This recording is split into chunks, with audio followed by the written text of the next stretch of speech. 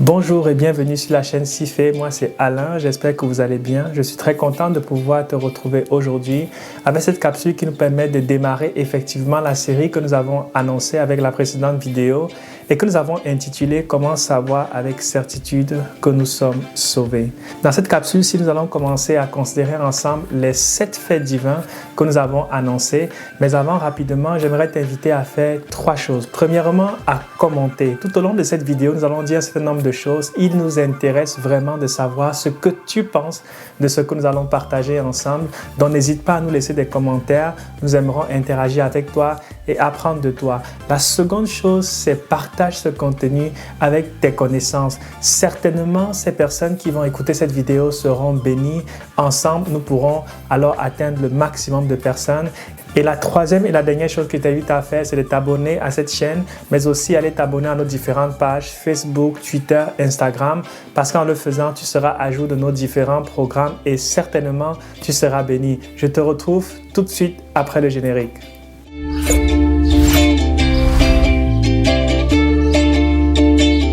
C'est parti pour cette première capsule. Comme je l'ai déjà annoncé, nous allons regarder ensemble 7 faits divins et 16 faits humains. Je sais que tu aimerais peut-être qu'on puisse commencer par les faits humains, c'est-à-dire ces choses que tu peux voir dans ta vie qui te garantissent que tu es sauvé. Mais crois-moi, il est important que nous puissions commencer d'abord par les faits divins. Qu'est-ce que Dieu a fait pour produire en toi cette assurance en ce qui concerne ton salut? Nous allons regarder ensemble dans cette capsule-ci les 2 premiers faits divins que j'aimerais absolument que tu puisses connaître. Regardons ensemble nos Bibles dans Jean au chapitre 10. Jean au chapitre 10, l'Évangile selon Jean au chapitre 10, le verset 27. « Mes brebis entendent ma voix, je les connais et elles me suivent. » C'est donc le Seigneur Jésus-Christ qui parle et il affirme que ses brebis entendent sa voix, il les connaît et elles le suivent. Quelle est l'action de départ ici? Qui est la personne qui se met en action premièrement? La réponse que j'ai très souvent, c'est la brebis qui entend la voix. Mais est-ce vraiment le cas? Quand nous considérons attentivement ce passage, nous réalisons que la première personne qui se met en mouvement, la première personne qui pose une action, en fait, il ne s'agit pas de la brebis, mais il s'agit du Seigneur lui-même, le berger. Les brebis ont entendu la voix pourquoi? Parce que le berger, il a parlé.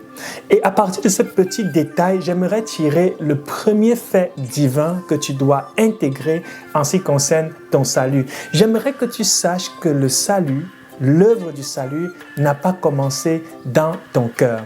Il n'a pas commencé dans le cœur de l'homme, mais il a commencé dans le cœur de Dieu. Oui, c'est ce que nous apprenons dans ce passage. Si la brebis a pu entendre la voix et suivre le berger, c'est bien parce que le berger avait parler.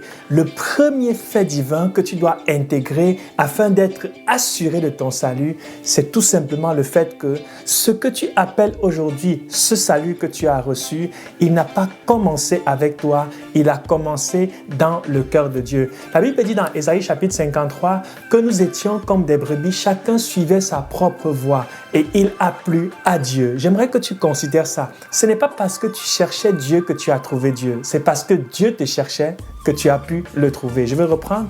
Ce n'est pas parce que tu cherchais Dieu que tu as pu trouver Dieu, c'est parce que Dieu te cherchait que tu as pu le trouver.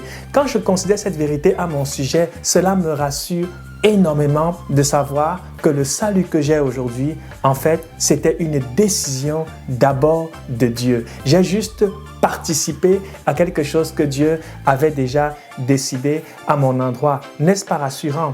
Regardons ensemble le deuxième fait juste à la suite de ce passage. Le verset 28, il est dit « Je leur donne la vie éternelle ». On va juste s'arrêter au début de ce verset « Je leur donne la vie éternelle ». Quand je lisais ce passage pour la première fois, je pense que dans mon esprit, j'avais tendance à comprendre que je leur donnerais, comme si la vie éternelle était le résultat, un aboutissement d'un cheminement. Et pourtant, ce n'est pas ce que le Seigneur Jésus-Christ dit. Le Seigneur Jésus dit qu'il donne la vie éternelle. Le temps qui est utilisé ici, c'est le présent. En d'autres termes, la vie éternelle, nous l'avons maintenant et le Seigneur Jésus-Christ nous la donne. C'est lui qui nous donne la vie éternelle. J'aimerais que tu considères maintenant ce que tu as déjà reçu. Imagine-toi que je t'offrais un cadeau, peut-être un téléphone, et je te disais, c'est un téléphone éternel. Est-ce que tu serais inquiet par rapport à ce téléphone? Non, s'il est éternel, alors il s'auto-assure lui-même. Jésus dit que la vie qu'il donne à ses brebis, c'est la vie éternelle. Il ne donne pas d'abord la vie et ensuite, si tu es fidèle, il te donne la vie éternelle. Il dit d'entrée de jeu, je te donne la vie éternelle. Le deuxième fait divin que j'aimerais que tu puisses intégrer, c'est le fait que le salut en lui-même s'auto-assure. Résumons dans les deux premiers principes. Le tout premier est le simple fait que le salut est commencé dans le cœur de Dieu et non dans le tien. Et le second, c'est que le salut par sa nature même, il s'auto-assure. La vie que tu as reçue, c'est la vie éternelle. Nous arrivons au thème de cette première capsule. J'espère que tu as été béni. Si c'est le cas, n'hésite pas à laisser des commentaires. Moi, je vais te laisser sur cette note encore un peu de temps et celui qui doit venir viendra et il ne tardera pas. Que Dieu te bénisse abondamment. À très vite pour la prochaine capsule.